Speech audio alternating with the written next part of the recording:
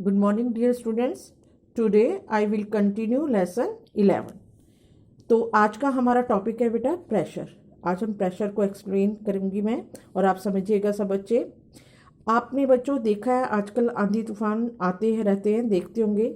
जब तेज हवाएं चलती हैं, when the strong winds during a storm of cyclone can blown away even the roof tops. Means जब तेज हवाएं चलती हैं साइक्लोन वगैरह की, या साइक्लोन आता है तो क्या होता है, लोगों की छत तक कई बारी उड़ जाती है। ये छत बेटा आपको पता है ये क्यों उड़ जा गई?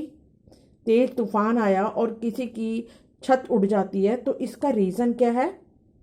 Air pressure. क्या रीज़न है उसका? एयर का प्रेशर इतना हाई होता है कि वो उस प्रेशर से उस रूफ को भी उड़ा के ले जाता है। तो बेटा आज वही प्रेशर मैं आपको बताऊंगी कि ये प्रेशर होता क्या चीज़ है।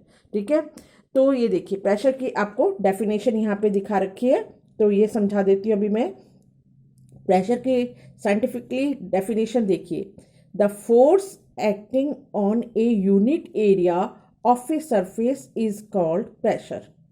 जो फोर्स पर यूनिट एरिया पे लग रहा है, ठीक है, जैसे सपोज ये एरिया है, ठीक है, इस पर फोर्स लग रहा है और फोर्स कैसा लगना चाहिए? परपेंडिकुलर। परपेंडिकुलर मीन्स जो 90 डिग्री के एंगल पे लगता है।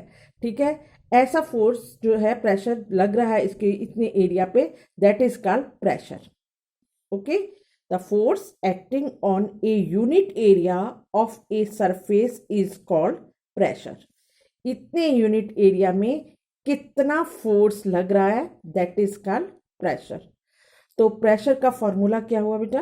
Pressure is equal to force upon area. Force upon area. अब प्रेशर जो है किसके बराबर होता है? फोर्स के तो बराबर होता है।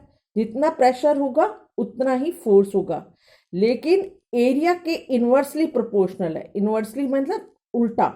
जितना प्रेशर ज्यादा होगा इसका मतलब एरिया कम होगा, और अगर एरिया ज्यादा है तो प्रेशर कम होगा। ये दोनों इन्वर्सिबल है। इन्वर्सिबल मीन्स एक दूसरे के अपोजिट है। क्लियर हो गया बच्चों? अच्छा, अब आपको मैं ये एग्जाम्पल दे रही हूँ इसको बताने के लिए। ये एग्जाम्पल ये एक्सप्लेन करेगा कि प्रेशर, फोर्स और कैसे इनका आपस में रिलेशन है। ठीक है, आपने ये देखिए ये पिक्चर दिख रहा है आपको। ठीक है, ये एक जो है पोर्टर है, ये सामान लेके जा रहा है अपने सिर के ऊपर।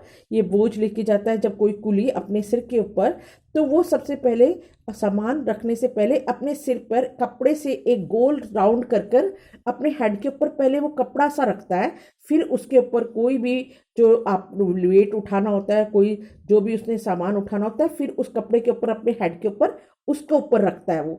वो ऐसा क्यों करता है बेटा? कोई बता सकता है बच्चा?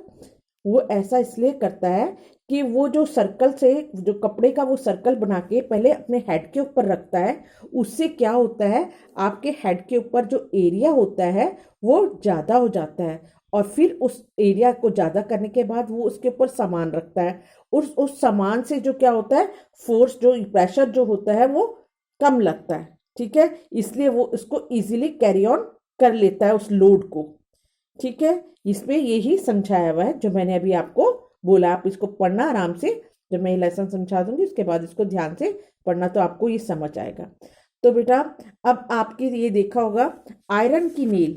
आयरन की नील जो है, जब आप किसी दीवार पर या किसी लकड़ी के फट्टे पर ठोकते हो, ठीक है, बाय हैमर, हैमर हथौड़े से ठोकते हो, तो आपने देखा होगा आयरन की जो नेल है आगे से बहुत पॉइंटेड होती है। देखो जैसे ये आयरन की नेल है, सपोज मैं आपको बना के ये दिखा रही हूँ आयरन की नेल। ठीक है, ये ऐसे आगे से ऐसी होती है, नुकीली होती है। ये आगे से पॉइंटेड है, पीछे से ब्रॉड है। आगे से पॉइंटेड ये क्यों होती है? कि इससे एरिया कम हो जाता है। एरिया कम हो जाने के कारण वो ऊपर से जब हम हैमरिंग से इस पर प्रेशर डालेंगे तो एरिया कम होने के कारण इस पर फोर्स ज़्यादा लगता है, प्रेशर ज़्यादा लगता है, और वो कील आसानी से किसी भी चीज़ के अंदर आराम से चली जाती है, इंसर्ट हो जाती है इजीली। तो जब एरिया कम हुआ तो फोर्स या प्रेशर ज़्यादा लगेगा। ये क्लियर होगी बात? ये हमारा फॉर्मूला भी यही कह रहा था ना, pressure is equal to force. प्रेशर हमेशा फोर्स के बराबर है और एरिया के विपरीत है, उल्टा है। ठीक है, तो यहाँ पर एरिया कम हुआ तो प्रेशर क्या किया, ज़्यादा लग गया और कील इसीलिए आसानी से दीवार के अंदर चली गई। क्लियर हो गया ये बच्चों सबको बात, ये वाला एग्जाम्पल देखिए, ठीक है। और बहुत सारे एग्जाम्पल्स हैं कि आपने सुई, आपकी मम्मी कपड़ा सिलती है तो नीडल जो होती है बेटा वो भी आगे से पॉइंटेड होती है।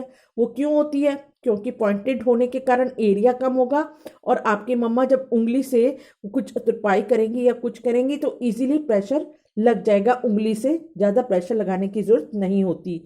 अगर आगे से नीडल ब्लंट हो, खराब हो, तो आपकी मम्मा को उंगली से प्रेशर बहुत लगाना पड़ेगा उस कपड़े को सीलने में।